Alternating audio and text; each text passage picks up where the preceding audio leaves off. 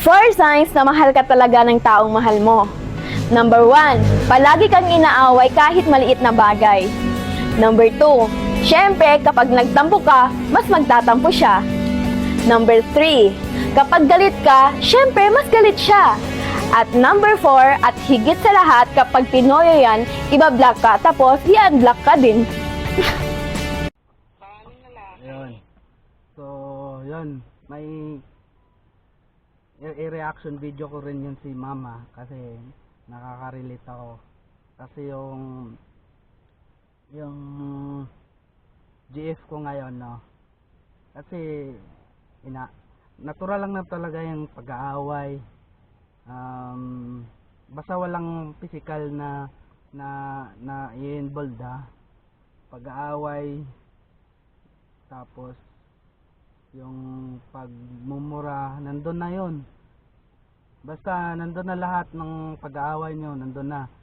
Tapos kahit nag-aaway kayo, hindi naman kayo naghihiwalay dahil sabi nga nila, pag hindi kayo nag-aaway, hindi kayo magkakatuluyan.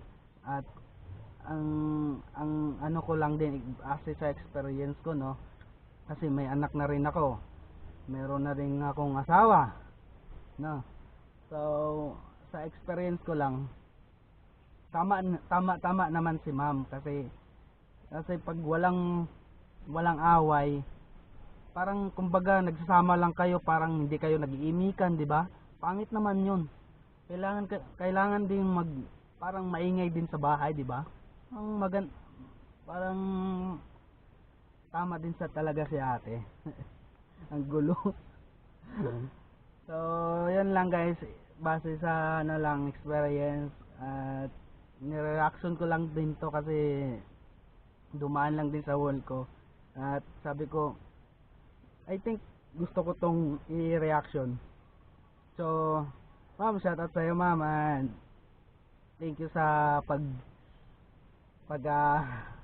ano kasi nakarelate ako kahit oo, nag-aaway kami ng asawa ko guys. Tapos hindi kayo nag-iimikan. Pero nag-away kami ngayon, mamayang gabi. Siyempre, kailangan natin suyuin 'yan, no? Pero nag-away kayo umaga, pero kailangan natin ng isang oras, 2 oras, 3 oras bago natin suyuin. Ganun 'yun, guys. Ganon, 'di ba? Kaya kung kayo ay may minamahal diyan, kaya ito doon na, no? Yun lang. Salamat guys. Bye bye.